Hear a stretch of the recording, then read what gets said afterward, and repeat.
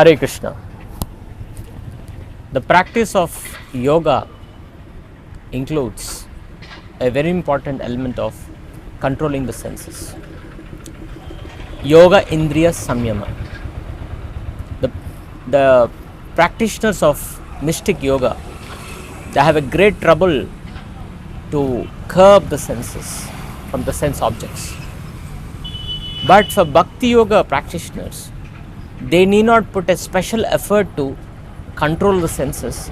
Rather, they just dovetail the senses in the service of Krishna. That makes it control of senses very easy. Why we need to control the senses? Senses are supposed to be under the control of mind, and mind is supposed to be under the control of intelligence. But if it goes other way, if senses start becoming strong and control the mind, and mind starts influencing the intelligence, it goes topsy-turvy. Just like in an office, we have the head of the office, the manager, and then we have the peon and rest of the staff. So it's but natural that the manager's instruction should be taken by peon. But if manager is just ordered by a peon, then it's not a natural situation. Similarly, in our body, it's like an office where the senses are supposed to listen the words of the mind, and mind is supposed to listen the words of intelligence. So the whole practice, what we do in spiritual life, is to curb the senses, to keep the senses under control. So Bhakti yogis don't try to control the senses, rather they put senses in such activity that they automatically get control. Now some may ask, what's the problem? Senses are there meant to be utilized for sense activity, sensual activity. But actually that's a problem, because that becomes a trap in a spiritual life. In Shastra, that examples are given, just like eyes.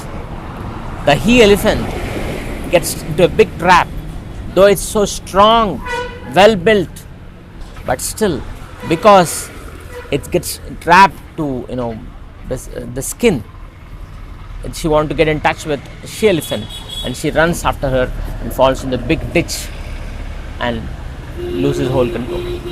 Similarly, there is nose, like smell, the sense of smell. There's a bees who go into the flowers and spend a lot of time trying to take the nectar out. But some flowers close down as soon as there is sunset, and the bee get caught in that and loses life. Similarly, the tongue, the fishes are so alert, but still they fall a prey to any insect or some worm put on the fisherman's red thread.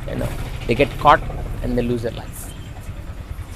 Similarly, the ears, the deers are so fond of sound, and the hunter plays a music, and they just run towards it and fall a prey to the hunter's arrangements.